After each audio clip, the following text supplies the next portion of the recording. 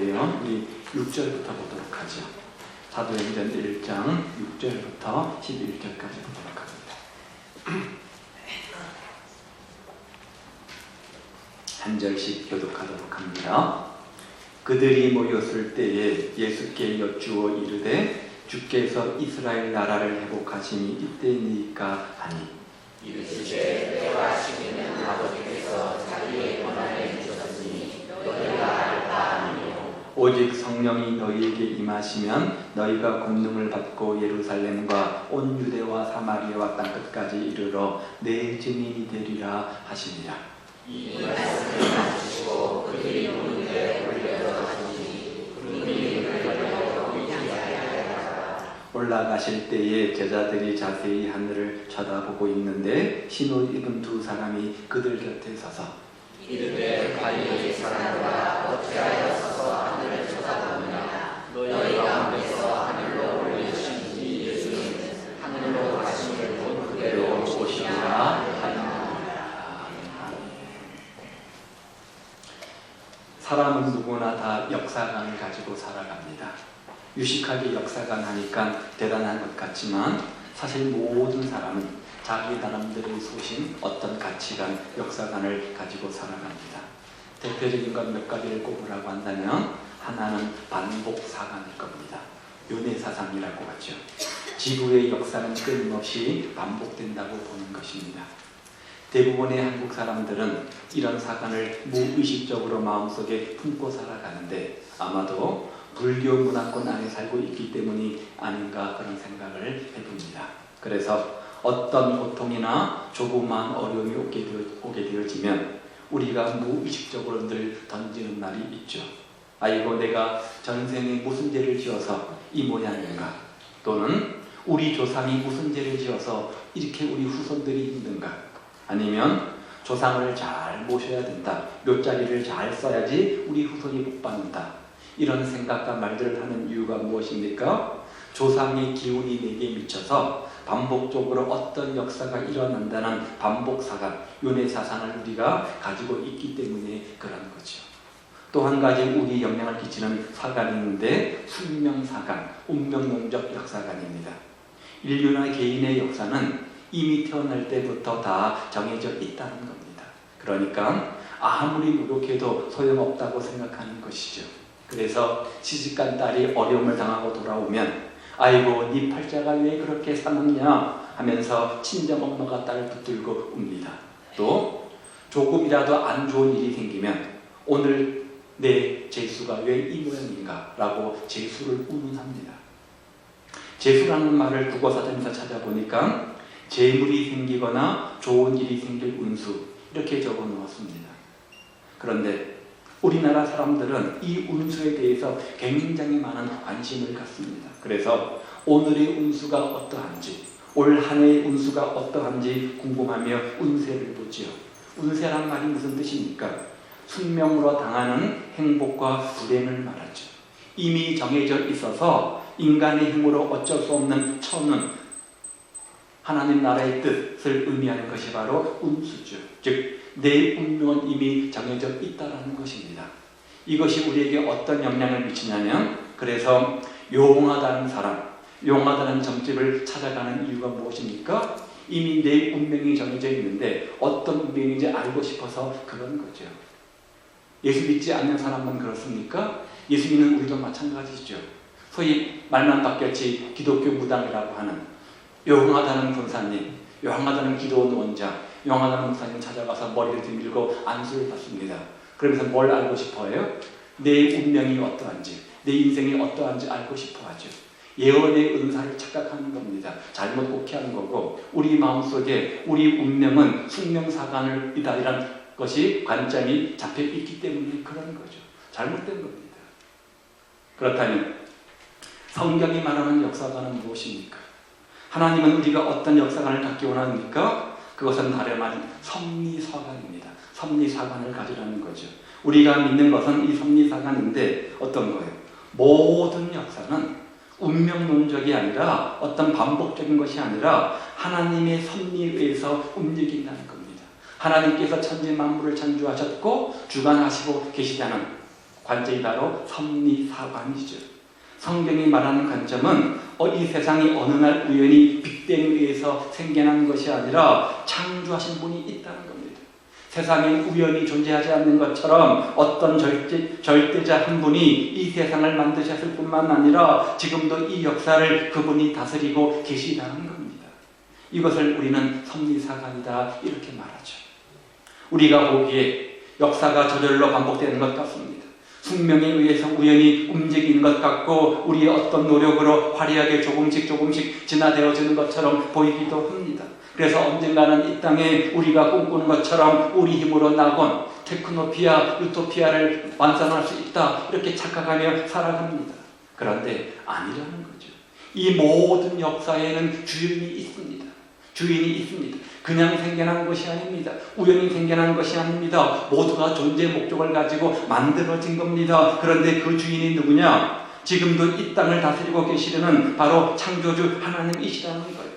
그 사실을 알려주시기 위해서, 그 사실을 가르쳐 주시기 위해서 인간의 몸을 입고 그 주님께서 이 땅에 오셨다는 거예요. 그런 하나님이, 그런 천지를 창조하시고 모든 것들을 주관하시는 하나님께서 인간의 몸을 입고 이 땅에 오셨다는 사실이 얼마나 큰 은혜요, 얼마나 중요한 사건입니까? 그러면 하나님이, 천지를 지으시고 주관하시는 하나님이 무슨 일을 하려고 이 땅에 오신 겁니까? 단 하나예요. 3절에 보세요. 끝절에 뭐라고 이야기해요? 하나님 나라의 일을 말씀하시니라. 하나님 나라의 일을 말씀하시니라. 이렇게 말씀하잖아요. 사랑하는 나의 자녀들아, 속지 말라. 역사는 반복되는 것이 아니란다. 숙명에 의해서 던져진 역사가 아니다. 이 역사에는 주인이 있는데 바로 내가 역사의 주인이다. 내가 이 나라를 다스릴 거다.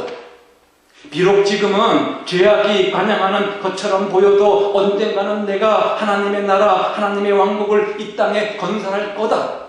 그러면서 이 세상을 어떻게 변화시키는 줄 아느냐? 과학으로 되는 거 아니다. 도덕으로 되는 것도 아니고 선행을 많이 한다고 나아지는 것도 아니고 이 세상의 변화는 오직 내가 한다. 나만이 할 수 있다. 내가 할 것이다. 이것이 바로 하나님 나라의 핵심 가르침이잖아요. 누가 이 세상을 변화시킬 수 있다고요? 예수님만이 하실 수 있는 일입니다.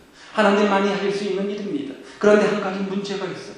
오늘 본문에 보니까 예수님이 이 세상을 계속 변화시키려면 부활하신 다음에 저 천국으로 올라가면 돼요, 안 돼요?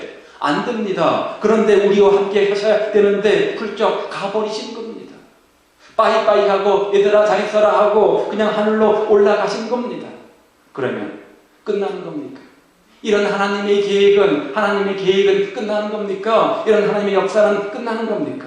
아니라는 거예요. 사도행전 1장은 놀라운 이야기를 우리에게 선포해 주고 있습니다. 하나님이 이 세상을 홀로 변화시킬 수 있는, 하나님만이 하실 수 있는 이 변화, 이 계획, 그 일을 누군가에게 맡기셨다는 거예요. 8절 말씀을 보십시오. 오직 성령이 너희에게 임하시면, 그 다음에요. 누가요? 너희가. 누구예요? 우리가 권능을 받고 예루살렘과 온 유대와 사마리아와 땅끝까지 이르러 내 증인이 되리라. 무슨 말입니까? 이제는 이 세상을 예수님 대신 누가 변화시킬 수 있다는 거예요. 누구라는 거예요? 우리라는 거예요.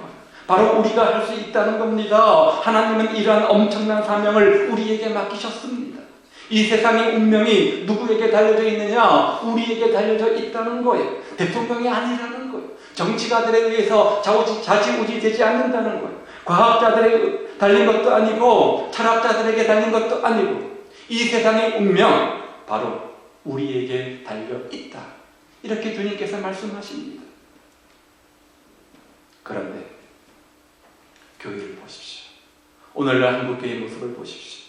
지금 우리는 이 사명을 잘 감당하고 있습니까? 교회는 과연 이 임무에 충실하고 있습니까? 어떠신 것 같아요? 솔직히 아닌 것 같아요. 그렇지 않아요? 오늘 우리 교회의 모습을 보아도 그렇고 한국 교회의 모습을 보아도 그 모습은 세상을 구원하고 변화시키기는커녕 오히려 세상의 지탄을 받고 있지 않습니까? 왜 그렇습니까? 우리가 증인되지 못하기 때문이죠. 본래의 존재의 목적을 상실했기 때문 아닙니까? 보통 인간을 사명적 존재라 이렇게 말하죠. 인간이 이 땅에 태어나서 한평생 사는 것은 그냥 사는 것이 아닙니다. 만약 우리가 먹고 자고 그렇게 의미 없이 살다가 간다면 그것은 동물과 다름이 없죠. 인생은 의미가 있고 또 있어야 됩니다. 나는 어디서 와서 어디로 가는지, 무엇을 해야 되는지, 왜 사는지, 무엇 때문에 사는지, 어떻게 살아야 하는지 물으면서 인간답게 사는 것이 인간이 가는 길 아닙니까? 그래서 어떤 유명한 철학자는 인간 생애의 최고의 날은, 가장 가치 있는 순간은 자기의 사명을 자가 깨닫는 날이다, 이런 말을 했어요. 우리가 성도로서 새롭게 태어난 우리의 신앙적 관점에서 보면 우리가 부름을 받았는데 그냥 우연히 어쩌다 부름받은 것이 아니라는 거예요.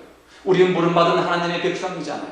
부름받은 하나님의 백성, 왜 우리를 하나님께서 부르셨을까? 분명한 사명이 있다는 건데 그 사명을 알아야 되고 그 사명을 우리가 올바로 감당해야 된다는 거죠. 본문은 그 사명이 무엇인지 이렇게 말해요. 하나님께 보세요. 오직 성령이 너에게 임하시면 우리가 복음을 받습니다. 우리가 사명을 받았습니다. 어떤 사명요? 예루살렘과 온 유대와 사마리아와 땅끝까지 이르러 그 다음 뭐예요? 내 증인이 되리라. 우리는 사명받은 존재입니다. 이 사명 때문에 이 땅에 존재하는 겁니다. 그 사명이 뭐라고요? 주님의 증인이 되는 거예요. 성도의 사명은 주님의 증인이 되는 겁니다. 그 일을 위해서 예루살렘과 온 유대와 사마리아 땅끝까지 가야 한다는 겁니다. 그렇게 우리가 사명을 감당해야 되고 주님의 증인으로 삶을 살아야 된다는 겁니다. 이것이 우리의 사명이라는 거예요. 우리의 갈 길이라는 거예요. 우리의 존재 목적이라는 거예요. 그렇다면 어떻게 우리가 이 사명을 감당할 수 있어요? 어떻게 우리가 이 세상을 변화시킬 수 있습니까? 어떻게 하면 우리가 하나님이 원하시는 대로 하나님의 참된 증인된 삶을 살 수 있습니까? 오늘 우리는 본문을 통해서 몇 가지 그 중요한 방법들을 생각해 보게 되는데 오늘 본문이 우리에게 교훈하는 것이 무엇입니까? 우리가 하나님의 증인된 사명을 감당하기 위해서 오늘 우리에게 필요한 몇 가지. 하나는 주님을 체험하는 겁니다. 주님을 체험하는 겁니다. 두말하면 잔소리죠. 당연한 것도 아니겠어요. 우리가 주님의 증인이 되려면 누구를 알아야 돼요? 주님을 알아야 되잖아요. 주님이 어떤 분인지 알아야 되잖아요. 그 주님을 체험해야 되지 않겠습니까? 주님을 알아야 됩니다. 내가 먼저 주님을 만나야 되고 내가 먼저 주님을 믿어야 되고 내가 먼저 주님과 더불어 사는 신앙생활의 참된 맛을 맛보아 경험해야 됩니다. 그렇지 않고 어떻게 우리가 담대히 주님의 증인된 삶을 살 수 있겠습니까? 주님을 모르는데 어떻게 그 주님을 입을 벌려 말할 수 있겠어요? 주님을 믿지 않는데 어떻게 다른 사람한테 당신 예수님 믿으시오 그렇게 말할 수 있겠어요? 주님의 은혜를 체험하지 못했는데 어떻게 그 주님을 위해서 열정을 쏟으며 내 삶을 드리고 헌신할 수 있겠어요? 따라서 내가 먼저 주님을 만나고 내가 먼저 주님을 체험해야 됩니다. 인격적으로 그 예수님을 만나야 됩니다. 남들이 말하는 예수님 뭐가 중요해요? 남들의 기도에 응답하시는 예수님이 뭐가 중요해요? 내 기도에 응답하시는 주님, 내 일상의 현장 속에서 나를 만나주시는 그 하나님을 경험해야 우리가 생생하게 그 예수님을 믿고 따라갈 수 있는 거고 그 예수님을 입을 벌려 증거할 수 있는 것 아닙니까? 어떤 분이 아침에 교회에 오시다가 유 앞 사거리에서 교통사고를 목격했습니다. 예를 들어서 큰 사고였습니다. 몇 명이 죽고 몇 명이 큰 중상을 당하는 큰 사고였습니다. 그러면 어떻게 하시겠어요? 분명합니다. 예배가 끝나자마자 사람 붙들고 이야기할 겁니다. 있잖아, 내가 봤는데 이거 참 무서웠어 하면서 그 사건을 요목조목 자세하게 본대로 구체적으로 설명하지 않겠습니까? 그러면 그 이야기를 오늘만 할까요? 아닙니다. 한 달이고 두 달이고 아니면 평생 틈만 나면 기회만 생기면 그 얘기를 목청을 올려가면서 이야기를 할 겁니다. 왜요? 내가 체험한 거니까, 내가 직접 본 거니까 그만큼 확신이 있는 거예요. 남들에게 들은 얘기가 아니라 내가 직접 눈으로 목도한 거니까 그만큼 확신이 있는 거예요. 그런 면에서 내 증인이 되라, 여기서 말하는 증인이란 말의 의미를 생각해 봐야 됩니다. 증인이란 말은 법정 용어죠. 법에서 쓰는 용어 아닙니까? 보통 법정에서 증인을 세우는 것은 한 사건의 판결을 결정하는데 중요한 요소, 역할을 하게 되어집니다. 그래서 증인의 역할이 참 중요하죠. 만약 증인이 위증하게 되어지면, 거짓말이나 다른 말을 하게 되어지면 역시 처벌을 받습니다. 그러면 증인의 고백이 결정적 이유가 무엇입니까? 그것은 그가 그 사건을 직접 보았기 때문입니다. 현장에 있었기 때문입니다. 그래서 증인은 목격자요 체험자 아닙니까? 그래서 자기가 보고 들은 그대로 증거하는 겁니다. 더 이상 가감할 것도 없어요. 자기 생각 붙일 것도 없어요. 직접 보고 직접 들은 것을 그대로 액면 그대로 전하면 됩니다. 이게 증인의 역할이죠. 그런데 우리가 바로 이런 사람들로 부름받았다는 거예요. 우리는 주님에 대해 아는 사람들입니다.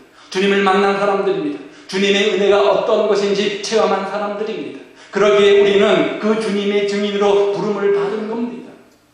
판사가 아닙니다. 검사가 아닙니다. 변호사가 아닙니다. 그들이 아무리 똑똑해도 논리적으로 설명해도 증인의 말 한마디와 비교되지 못합니다. 우리는 바로 그런 주님의 증인이어야 된다는 거예요. 그러기 위해서 내가 먼저 주님을 알고 체험해야 된다는 겁니다. 체험이 없기 때문에 약한 것이고 경험이 없기 때문에 확신이 없는 것 아닙니까? 문제는 내가 문제지 주님이 아니에요.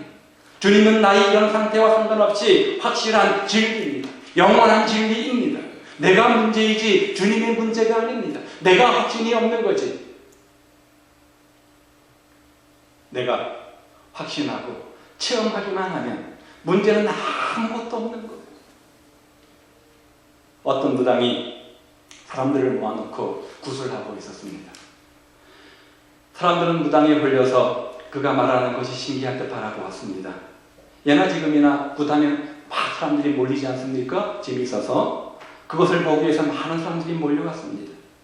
사람들이 다 떠나간 다음 어떤 기축교회 목사님이 무당을 붙잡고 묻습니다. 당신은 그렇게 사람을 잘 모으는데 왜 나는 안 되는 걸까요? 그러자 이 무당이 이렇게 대답을 하는 거예요. 나는 가짜를 진짜처럼 하는데 당신은 진짜를 가짜처럼 하기 때문에 그렇습니다.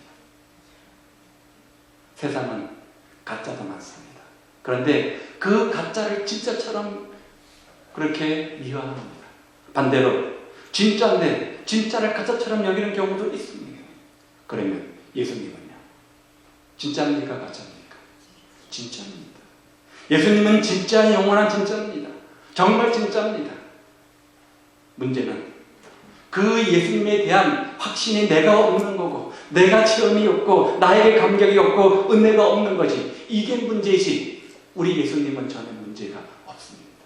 따라서 증인으로서 사명을 감당하는 길은 무엇보다도 내가 먼저 그 예수님을 인격적으로 만나고 체험하는 것밖에 없습니다. 주님을 인격적으로 만난 경험이 있어야 되고 주님의 넓고 깊은 은혜를 체험해야만 됩니다.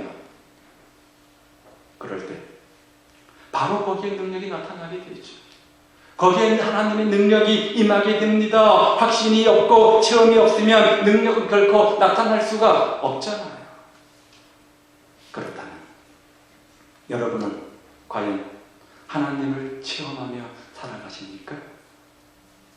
이론이 아닌, 학설이 아닌, 어떤 지식이 아닌 예수님에 대해서 내가 보고 내가 만지고 내가 체험한 그 무엇을 증거하며 확신하며 사십니까? 정말로 주님을 만나셨어요?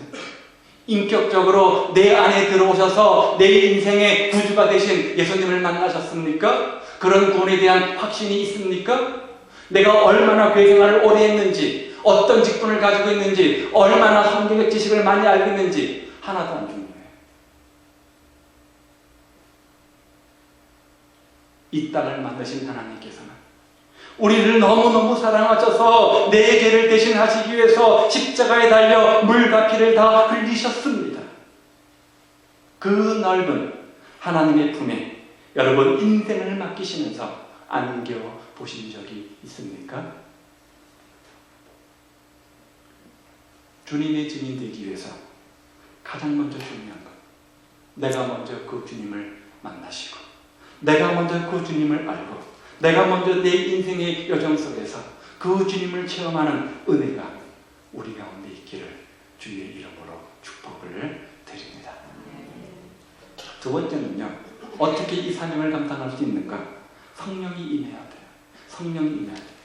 오늘 말씀해 보니까 주님은 증인이 되라고만 말씀하지 않았습니다. 그런 증인 되기 위해서 무엇보다 선행될 것이 있음을 말씀해 주셨는데 그게 뭐냐? 오직 성령이 너희에게 임하시면, 오직 성령이 너희에게 임하시면. 순서적으로 보면 이것부터 시작입니다. 땅끝까지 가는 것 좋아요. 복음을 위해서 힘쓰며 전파하며 열매 맺는 것도 중요하고 좋은 일이지만 먼저 순서가 있는데 성령이 우리 마음속에 임해야 된다는 거예요. 그러니까 주님의 증리되는 것은 성령 아니고는 안 된다, 이런 말이죠. 신앙생활하는 성도의 모든 삶의 모든 것은 마찬가지죠. 다 성령께서 하셔야 되지만 특별히 증인이 되는 일은 더욱 그렇다는 거예요. 성령 받아야 된다는 겁니다. 우리 영혼에 성령이 임해야 되고 그것도 충만히 임해야 된다는 겁니다. 그런 면에서 사도행전을 유심히 살펴볼 필요가 있는데 우리가 앞으로 사도행전을 살펴볼 텐데요. 사도행전을 우리가 성령의 행전, 성령의 이야기라 이렇게 말하지 않습니까? 어떻게 성령께서 우리 삶 속에 임하셔서 어떻게 성령 가운데 역사하셨는지 그것들을 다루고 있는 책이 사도행전이죠. 그래서 성령행전 이렇게 말합니다. 성령이 우리 마음속에 임하시면 성령 충만이 뭐고 성령 충만하면 어떤 기적, 어떤 역사가 나타나는지 자세하게 소개하는 책이 바로 사도행전인데 가만 뜯어보면 우리가 알고 있는 성령 충만과 성령의 기적 역사와 많이 다른 것을 봅니다. 앞으로 배우겠죠? 처음부터 성령을 강조하고 마지막까지 성령으로 마지막 마무리하는 책 사도행전. 따라서 사도행전은 성령으로 풀지 않으면 안 되는 겁니다. 성령의 모든 것이 출발이고 과정이고 또 결과, 바로 이것이 사도행전이죠. 그런데 왜 성령이 우리에게 임해야 됩니까? 성령이 너희에게 임하시면 그 다음 뭐예요? 너희가 권능을 받고. 성령이 임해야지만 하나님의 증인된 삶을 살 수 있는 권능, 다이나마이트, 능력이 임하게 된다는 거죠. 그리고 그렇게 성령이 임하면 이들 가운데 어떤 변화, 어떤 결과가 나타나는지 사도행전은 우리에게 가르쳐 줍니다. 성령이 임하니까 그들 삶 속에 능력이 일어났잖아요. 기적이 일어나지 않았습니까? 성령이 임하니까 주님의 제자가 되어서 증인의 귀한 사명을 온전히 감당했습니다. 성령이 임하니까 얼마 전까지 예수님을 부인하고 도망갔던 그들이 담대히 예수님을 위해서 복음을 증거하지 않았습니까? 성령이 임하니까 교회가 세워지고 성령이 임하니까 풍성한 사랑과 영적 교제가 이루어지고 성령이 임하니까 영적 통찰력, 분별력을 가지고 안 보이는 것들이 보이게 되어지는 영적 사람이 되지 않았습니까? 반대로 성령을 속이니까 얼마나 끔찍한 일이 발생합니까? 이것이 바로 사도행전의 이야기잖아요. 사도행전은 성령을 빼면 남는 것이 하나도 없습니다. 성령이 빠지면 해석되지 않고 성령이 빠지면 이해가 되지 않습니다. 그래서 사도행전을 성령의 행전 이렇게 부르기도 하는 겁니다. 그런데 바로 그 성령이 오늘 우리에게도 동일하게 임해야 된다는 겁니다. 그래야 우리가 증인의 사명을 잘 감당할 수 있다는 거죠. 성령이 아니면, 성령이 내 마음속을 주장하지 않으면 주를 위해서 하는 모든 신앙생활, 헌신봉사 어때요? 힘들고 지치고 피곤합니다. 성령으로 하지 않으면 형식적이고 늘 지루합니다. 성령으로 하지 않으면 불만과 불평이고 전혀 기쁨이 없습니다. 따라서 우리가 하는 모든 일들은 성령으로 하셔야 되고 하나님 주시는 힘으로 해야만 합니다. 그래야 그 안에 기쁨이 있고 그 안에 은혜가 있고 그 안에 능력이 있고 그 안에 열매가 나타나게 되는 겁니다. 사도행전을 보면서 이것을 잘 깨달아 실천한 사람이 한 사람이 있는데 바로 베드로죠. 처음 베드로가 어떤 사람이었습니까? 사복음서에 나타난 베드로가 어떤 사람입니까? 사도 바울과 비슷하게 혈기왕성한 사람이었잖아요. 자기 고집 세고 자기 주장 강하고 그렇죠? 맹목적이고 무식한 그런 사람 아닙니까? 그래서 툭하면 또 다른 사람들에게 아픔과 상처를 주는 그런 사람 아니었어요? 처음 베드로가 성령 아닌 자기 생각, 자기 인간적 방법으로 뭔가 하려고 할 때는 늘 좌충우돌이었습니다. 자기도 힘들었고 또 많은 사람들을 힘들게 했습니다. 그런데 그런 그가 성령 받게 되어지자 그 위의 모든 일들은 감격과 은혜와 감사가 충만했습니다. 사도행전 전반부의 주인공은 베드로입니다. 그런데 그냥 베드로가 아니라 사복음서의 혈기왕성한 베드로가 아니라 성령이 임한 성령 충만한 또 다른 베드로의 모습으로 등장합니다. 그런 베드로가 세상을 떠날 때 기록한 말씀이 있죠. 베드로 전후서죠. 베드로 전서의 말씀을 보면 이런 말씀이 있어요. 만일 누가 말하려면 하나님의 말씀을 하는 것 같이 하고 누가 봉사하려면 하나님이 공급하시는 힘으로 하는 것 같이 하라. 이거는 그냥 쭉 내뱉는 말이 아닙니다. 어떤 의미예요? 체험적 고백입니다. 체험적 고백입니다. 우리는 이 말을 귀담아 듣고 세계할 필요가 있습니다. 베드로가 이런 인생을 살았어요. 신앙의 모든 일은 하나님이 공급하시는 힘으로 해야 된다는 겁니다. 그렇지 않고 옛날처럼 혈기왕성해서 하게 되어지면 쉽게 지친다는 거예요. 낙심하고 좌절합니다. 실망하고 중단합니다.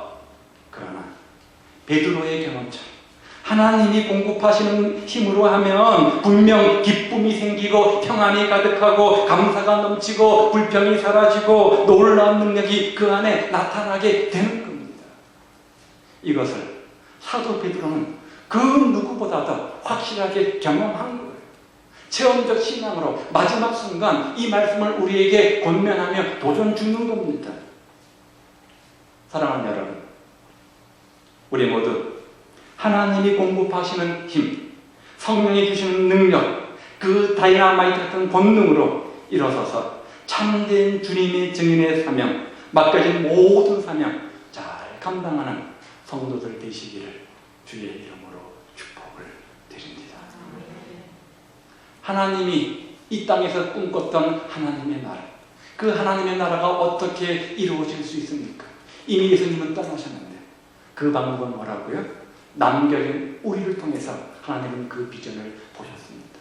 그리고 도전하십니다. 그 비전의 주인공이 되게 있습니다. 여러분의 가정 속에, 여러분의 직장 속에, 우리 교회 공동체 안에 하나님의 나라가 이 땅에 임하기 위해서 먼저 우리가 예수님을 만나야 된다. 그리고 성령의 본능으로 충만케 하라. 이렇게 말씀하십니다. 그러나 또 한 가지 도전이 있죠. 구체적인 증거의 삶을 살라는 겁니다. 보십시오. 너희가 권능을 받았어요. 그 다음에 예루살렘과 온 유대와 사마리아 땅끝까지 뭐라고요? 증인이 되죠. 왜 권능을 받아야 됩니까? 뭐 하려고요? 예수님의 증인이 되기 위해서. 예수님의 증인이 되기 위해서. 그러면서 어디서 우리가 증인된 삶을 살아야 되는가? 예루살렘과 온 유대와 사마리아와 땅끝까지. 네 개의 지명을 이야기합니다. 자, 이 네 가지 지명을 이야기한 것이 우연일까요? 그냥 뚝 던진 말일까요? 아닙니다. 놀랍게도 예루살렘, 유다, 사마리아, 땅끝. 이것은 사도행전의 구조입니다. 사도행전의 구조입니다. 1장부터 8장까지는 예루살렘에서 복음이 전해지죠.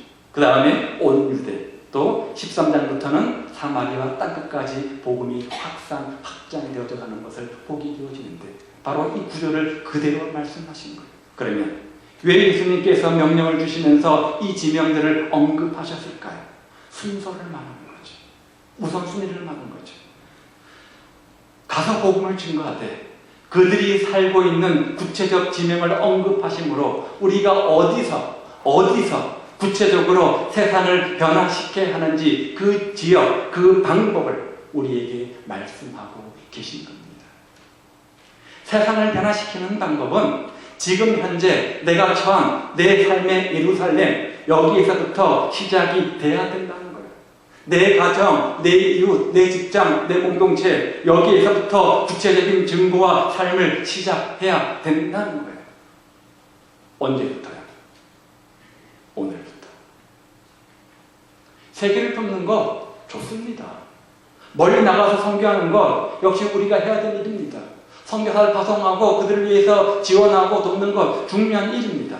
그런데 그와 동시에, 아니 더 우선적으로 우리가 해야 될 일이 있는데 어디라는 거예요? 바로 예루살렘이라는 거예요. 우리의 예루살렘이라는 거예요.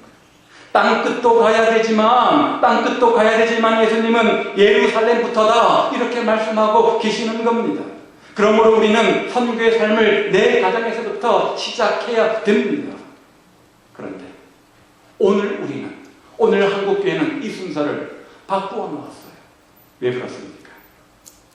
복음 전하기가 가장 어려운 곳이 어디예요? 저 땅끝입니까? 나의 예루살렘입니까?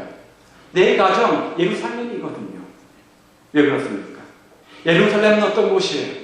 저 복음의 계수라고 불리던 예수님, 저 복음의 두목, 예수님께서 십자가에 못 박혀 죽은 곳입니다.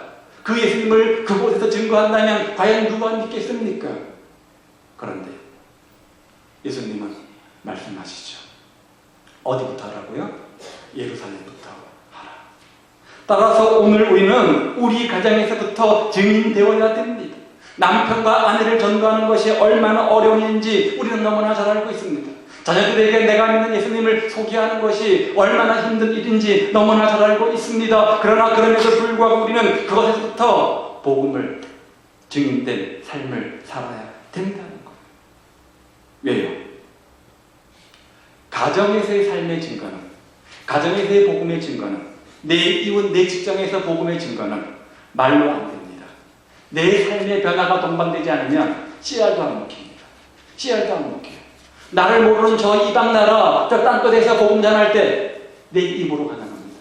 나를 모르니까 입으로 얼마든지 예수 믿으라 전할 수 있습니다. 나를 너무나 잘 아는 예루살렘에서는 말만 가지고 안 됩니다. 내 삶의 변화가 동반되지 않으면 결코 내 복음이, 내 말이 먹힐 리가 없습니다.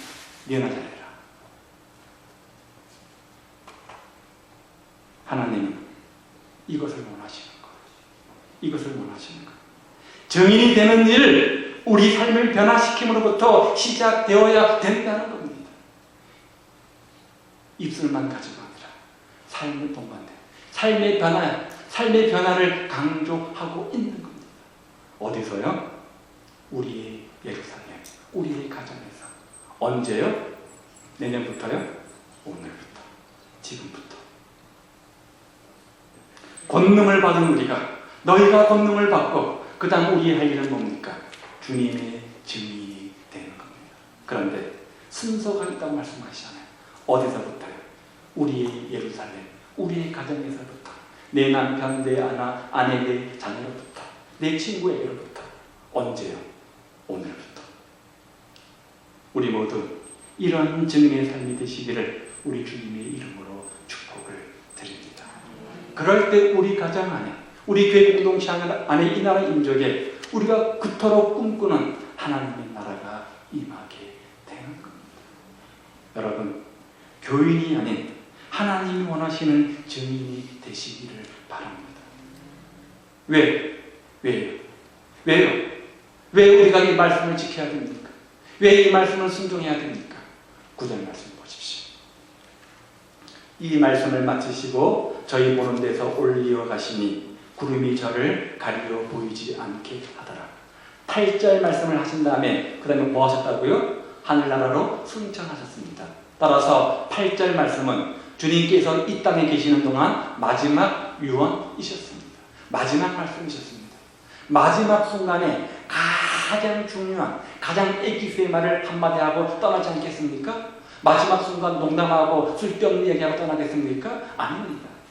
단 한마디만 할 수 있는 기회가 주어진다면 인생을 함축해서 가장 중요한, 가장 가치 있는 그 말 한마디, 그것을 남기고 떠날 텐데 주님은 8절에서 너희가 권능을 받고 내 삶의 증인이 되라 이렇게 말씀하셨어요. 그리고 9절에 보니까 하늘나라로 승천하셨어요. 사랑하는 나의 자녀들아, 제발 부탁합니다. 정말 부탁하는데 내 증인이 되어다. 이렇게 말씀하시고 가시는 거예요. 그리고 10절 보니까 올라가시는 예수님을 제자들이 쳐다보고 있는데 천사들이 나타나서 이렇게 말하죠. 올라가실 때에 제자들이 자세히 하늘을 쳐다보고 있는데 흰옷 입은 두 사람, 두 천사가 그들 곁에 서서 이르되 갈릴리 사람들아 어찌하여 서서 하늘을 쳐다보느냐. 너희 가운데서 하늘로 올려지신 이 예수는 하늘로 가심을 본 그대로 오시리라. 무슨 말씀이죠? 주님께서 장차 이 땅에 다시 오시는 날 우리를 심판하실 텐데, 지금 올라가는 것처럼 다시 내려오실 텐데, 그때 심판하실 텐데, 그 심판의 근거, 기준이 뭐냐? 이 마지막 부탁의 말씀, 너희는 땅끝까지 이르러 복음의 증인되라. 이 말씀을 우리가 얼마나 잘 지켜 순종했는가, 그것 가지고 판단해서 심판하시겠다는 거예요. 그렇다면 여러분, 심판대 앞에 서서 착하고 충성된 종이 되기 위해서 여러분, 이 말씀 앞에 우리가 순종해야 되지 않겠습니까? 악하고 게으른 종이 되실래요? 착하고 충성된 종이 되실래요? 악하고 게으른 종, 착하고 충성된 종의 기준이 뭐라고요? 증인된 삶을 살았냐 안 살았냐. 그렇다면 여러분은 증인이십니까? 여러분은 증인이십니까? 여러분은 증인되기 원하십니까? 신앙의 체험을 하십시오. 주님을 만나시고 주님을 체험하십시오. 그리고 성령의 권능으로 말씀을 깨달으십시오. 그리고 내일이 아닌 바로 오늘 나의 예루살렘에서부터 구체적인 증거의 삶을 사시기 바랍니다. 그럴 때 그런 여러분 때문에 여러분 가정 안에 하나님의 나라가 임할 것이고, 여러분의 직장 안에, 여러분 이웃 안에, 이 교회 공동체 안에, 이 나라 민족 안에 그토록 꿈꾸며 사모하며 바라는 저 천국 하나님 나라가 임하게 될 겁니다. 이 사명 감당하라고 여러분은 이 땅에 이곳에 존재케 했음을 기억하십시오. 기도하겠습니다.